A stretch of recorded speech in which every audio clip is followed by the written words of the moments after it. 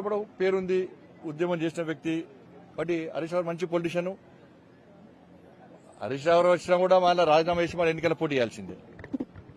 కాబట్టి హరీష్ రావు పోటీ చేస్తాడు, మంచి ఆయనకు ప్రజాభిమానం ఉంది కాబట్టి ఈజీగా నిలకోగలుగుతాడు. కాబట్టి మంచి పొలిటీషియన్, దాన్ని ఏమనలేదు, ఓపెన్ గా చెప్తున్నాను. చర్చలు మాకేమొస్తామే చర్చలు. ఇప్పుడు బీఆర్ఎస్ పార్టీ ఏముంది చెప్పరాదు, బీఆర్ఎస్ పార్టీ చెప్పరాదు. 8 పార్లమెంట్ స్థానాలు మేము గెలిచాం, వాళ్ళు 0. అప్పుడు కేసీఆర్ గిదే అన్నాడు కదా, బీజేపీ ఏముంది అన్నాడు. ఇప్పుడు నేనంటాను మీది ఏముంది అని నేను అంటున్నా. ఇప్పుడు మాది గింత పార్టీ అన్నావు, మేము కేంద్రంలో అధికారంలో ఉన్నప్పుడు కూడా మాది గింత పార్టీ అన్నావు. ఇప్పుడు నీదెంత పార్టీ? నీ గింత పార్టీ నీది. నేను అహంకారంతో మాట్లాడలేను. కేసీఆర్ గారు ఇంతకుముందు చాలా అవమానకరంగా మాట్లాడాడు. భారతీయ జనతా పార్టీ నాయకులను హేళన చేసే విధంగా మాట్లాడాడు. కేంద్ర స్థాయి నాయకులను కూడా అవమానపరిచే విధంగా కేసీఆర్ గారు మాట్లాడాడు.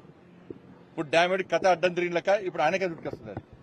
కాబట్టి అధికారంలో ఉన్నా అధికారంలో లేకున్నా కూడా ఏ పొలిటీషియన్ అనగా పొలైట్ గా ఉండాలి, విమర్శలు చేయాలి.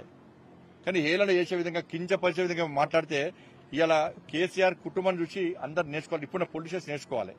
అందుకని అధికారుల పార్టీ నాయకులు కూడా చెప్తున్నాను, మీరు అహంకారంతో గతంలో బీఆర్ఎస్ పార్టీ ఏ విధంగా వివరించిందో అట్నే వివరిస్తే మీ కూడా బీఆర్ఎస్ పార్టీ కొట్టే గతం మీకు పడుతుంది. దాన్ని గుర్తుంచుకోవాలి.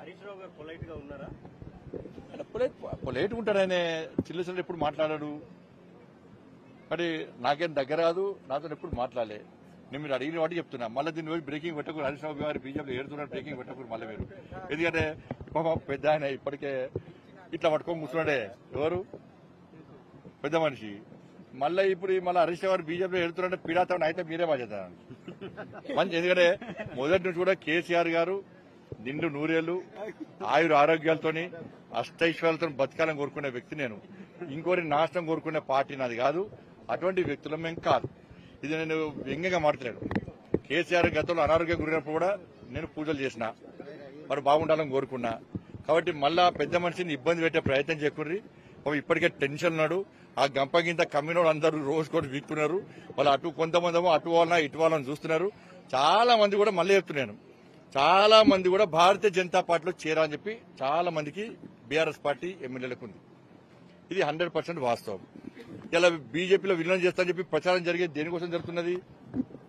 వాళ్ళ పార్టీ శాసనసభ్యులందరూ కూడా మనం బీఆర్ఎస్ లో పోదాం, నరేంద్ర మోడీ గారి నాయకత్వాన్ని బలపరుద్దాం, ఈ తెలంగాణ రాష్ట్రానికి నిధులు ఎక్కువ తీసుకొద్దాం, కాంగ్రెస్ పార్టీ మీద ప్రజలు వ్యతిరేకత ఉన్నది అని చాలా మంది బీఆర్ఎస్ పార్టీ శాసనసభ్యులు అందరూ కూడా వాళ్ళు చూస్తున్నారు. నేను మళ్ళీ చెప్తున్నా, బీజేపీలో చేరితే నేను చేరాలని ఎవరు అంటలేను.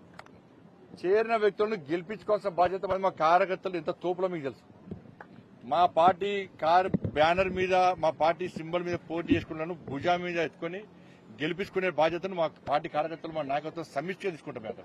మేమందరం ఒకటే, మా పార్టీ నాయకులు అందరం కూడా నరేంద్ర మోడీ గారి నాయకత్వంలో, అమిత్ షా గారి నాయకత్వంలో, జేపీ నడ్డా గారి నేతృత్వంలో, తెలంగాణ రాష్ట్రంలో కిషన్ రెడ్డి గారి ఆధ్వర్యంలో అందరం కలిసికట్టుగా పనిచేస్తున్నాం. మీరు న్యాయంగా ఆలోచించండి, మంచి ఆలోచన ఆలోచించండి. ప్రజల మనసులో పడ మోడీ గారు ఉన్నారు కాబట్టి ఆలోచించాలని కోరుతా ఉన్నాను.